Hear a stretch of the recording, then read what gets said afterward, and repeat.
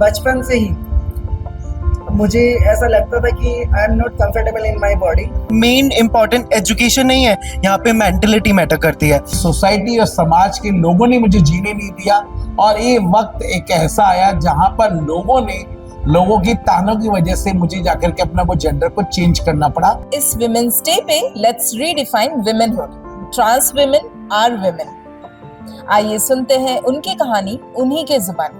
Talking about trans women, तो क्या ये शुरुआत से था या फिर आपने डिसाइड किया, कैसे ये हुआ? मैं अपने आप को शुरू से एज ए फीमेल आइडेंटिफाई करती थी और बचपन से ही मेरा था।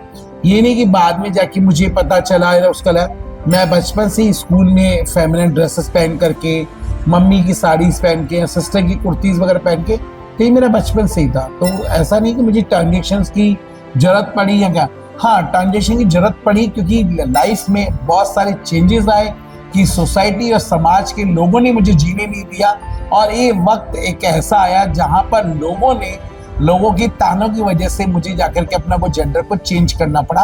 अदरवाइज जो सुप्रीम कोर्ट का जजमेंट था, ऑप्टिकल एंड नॉन ऑप्टिकल दोनों ही ट्रांसजेंडर है, पर समाज की एक कलंकित को और समाज के लोगों के जिसके तानों से मुझे अपने जेंडर को चेंज करना पड़ा। पर ज्यादा जो सिग्मा डिस्क्रिमिनेशन हमने देखा वो ट्रांसजेंडर्स कम्युनिटी के साथ था। तो हमने ट्रांसजेंडर कम्युनिटी के साथ काम करना शुरू किया, जिनके लिए मैं शेल्टर होम चलाती हूँ, जिनके लिए मैं लाइवलीहुड के लिए बात काम करती हूँ।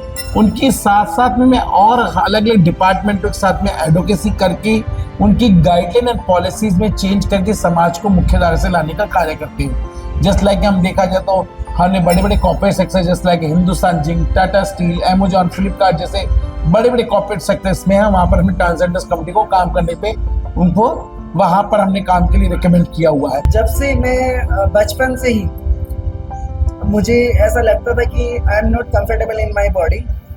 लाइक अगर मुझे हर एक दिन अपनी फैमिली वालों के सामने या रिश्तेदारों के सामने जहाँ भी देखें, जिस भी लेवल पे देखा जाए, वहाँ पे हर वक्त ये लगता था कि मैं एक लड़का होने का रोल निभा रही हूँ, है ना।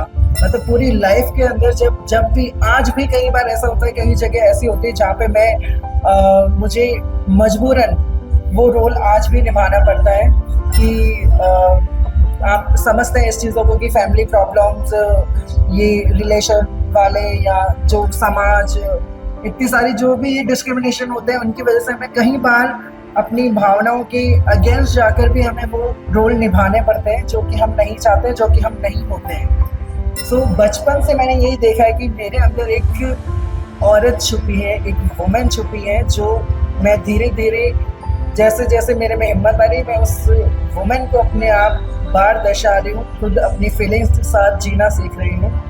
क्योंकि मेरे साथ हमेशा से यही हुआ है कि मुझे हमेशा एक रोल प्ले करना पड़ा है शुरू से, एक लड़का होने का।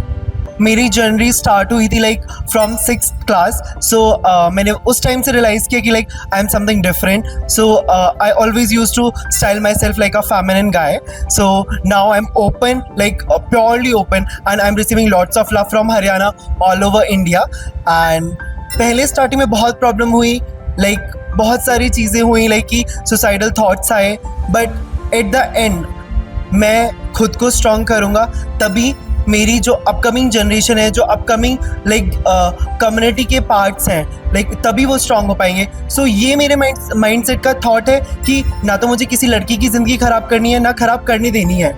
ये मेरा माइंड सेट है कि मेरे को हमेशा लोगों को ये रियलाइज़ कराना है कि दैट अगर कोई लड़का फेमिनिन है या फिर कुछ है, तो उसे अपनी लाइफ खुद से जीने का तरीका और उसे हक मिलना चाहिए, एंड वो किसी और की ज़िंदगी ख़राब ना करे। तो ये आपका सपोर्ट बनता है कि उसे आप खुद की मतलब आइडेंटिटी को एक्सेप्ट कराना एंड उसको सपोर्ट करना कि वो सोसाइटी के डर से खुद को दबाए ना और किसी लड़की की ज़िंदगी ख़राब ना करे। इसी तरह के इंटरेस्टिंग और ग्राउंड स्टोरीज के लिए जुड़े रहिए मेरे साथ। मैं हूँ Swapna from the CSR journal.